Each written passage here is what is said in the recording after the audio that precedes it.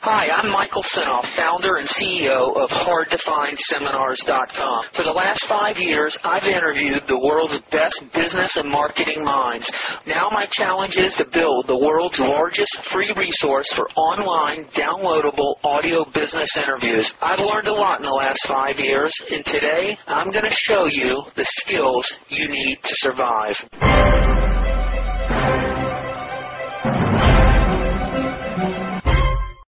What are they all about in a nutshell? Wal-Mart, they are all about driving as many dollars through that store per square inch as possible. And if you think of every square inch in that store as an artery like you have in your body, if a product doesn't sell, its cholesterol builds up. You can't drive anything through there.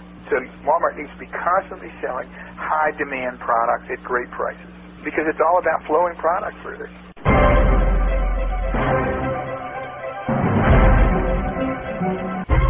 Hi, this is Michael Sinoff with Michael Sinoff's HardToFindSeminars.com.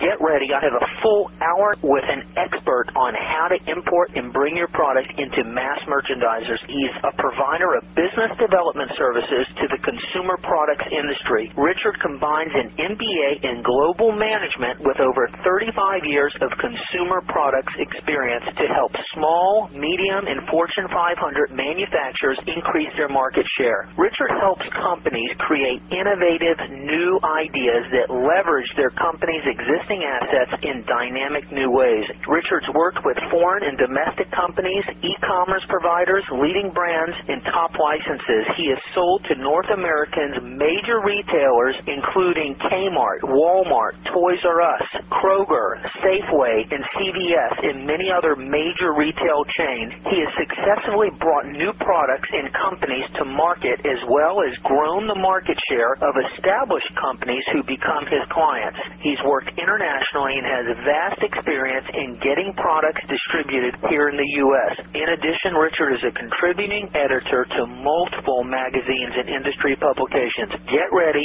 put your seatbelt on. We're going to cover a lot of content that's going to give you an edge in getting your product into large mass merchandisers. Let's get going. Why don't you tell us what your name is and where you're located and exactly what you do currently, and then we'll get into how this all started. Okay, great. My name is Richard. I'm headquartered in Lower Manhattan, right in the Wall Street area, and I provide business coaching or business development consulting. Both terms are used to people who either want to enter the U.S. market or people who are in business in the U.S. and really want to develop their business by either finding new channels of trade or doing just a better job of communicating their message. Can you tell me what was it like working with the buyers of Wal-Mart? Can you take a potential manufacturer who wants to get their product into Wal-Mart, give them an idea of what it's going to be like, what they can expect? Sure. First of all, Wal-Mart does not want you to offer them any advertising money.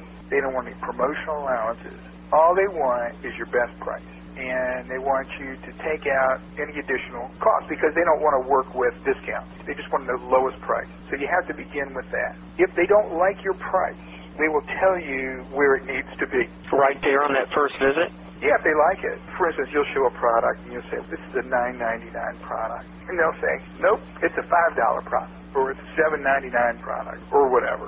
And their challenge to you, if you want their business, is to make it that price point, which means that you have to go back and work with your own suppliers.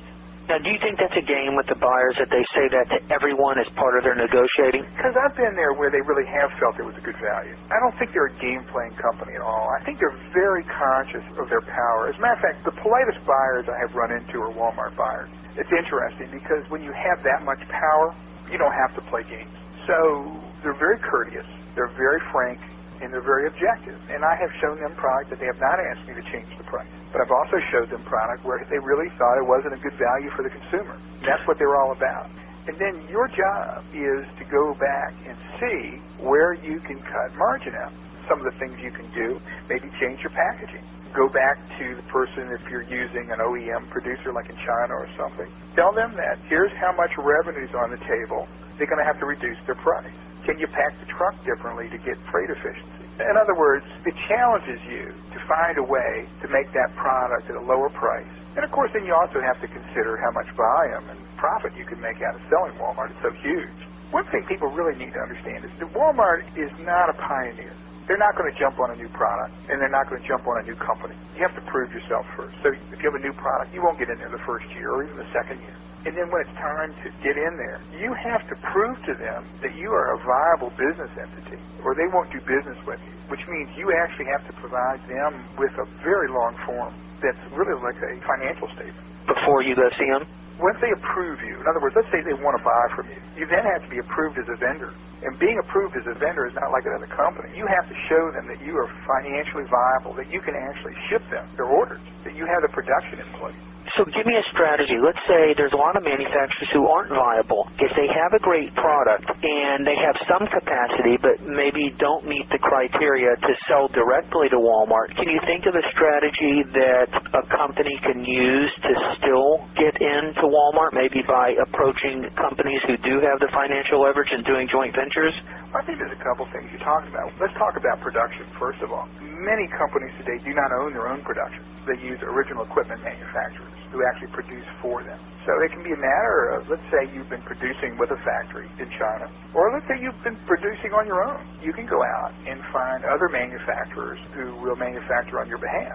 So then you put together this framework of production. Then you do have the production. You follow me? You haven't paid for it, but you have sourced it. You've got the capacity. Correct. Walmart just wants to make sure that you've got the capacity. Right. As far as the financials are concerned, if you're on the cusp of selling Walmart, there's people who will lend you money. That's a powerful receivable. What's the order here? What am I going to need to do to be able to get an appointment with Walmart? Do I have to fill out financials to get an appointment with the buyer? No. To get an appointment with Walmart, it's not that hard, first of all. But what you do need to have is a finished product that has proven to be successful elsewhere. I mean, if you've got a great idea, you're not going to show up and they're going to buy from you. If it has no retail history, you're going to have a very difficult time selling them. Because there's millions of other people who have proven products. Correct. That's not what they're all about. What are they all about in a nutshell? They are all about driving as many dollars through that store per square inch as possible. And if you think of every square inch in that store as an artery like you have in your body, if a product doesn't sell, its cholesterol builds up. You can't drive anything through there. So Walmart needs to be constantly selling high-demand products at great prices because it's all about flowing product through there. So if you come in with a new product that's untested, they're not going to take the chance of blocking an artery. So they're going to wait until you've proven that you have a viable product. So once you've done that, if you email your Walmart buyer, I think it's easier to email than to call, frankly. Can they actually respond to emails? Oh, yeah, they're very responsive. They're amazing. It's not a wordy response, but they will respond. And if you have a product that they need to see, and remember, let's go back to where our original statement was a good buyer has to take an opportunity seriously. They have to be very careful blowing anybody off. So if you've got a product that's proven itself at retail, you got to look at it. So you have to let them know about it. And if you have a product that you can say, hey, this has been in such and such, and my sales have been X, they'll see you. So there's lots of opportunity to get in front of them. You could go scout successful products that have proven distribution that aren't in Walmart and approach a buyer and maybe work a deal and get in, right? Yes. Now, some people that aren't in Walmart strategically have chosen not to be. And they've chosen not to be because they feel that Walmart drives the price down so much. They'll lose their distribution. Right, it damages them with their other retailers. Unless they use your technique and did a totally private label product for them. That's one way of doing it. I have another theory, too. I think a lot of other retailers miss the point that Walmart can function as a wonderful way to build brand equity for a line. Hi, it's Michael Senoff with HardToFindSeminars.com. Thanks for watching this video. You know, many of my interviews last 30 minutes, 40 minutes, an hour, sometimes even up to 2.5 hours long.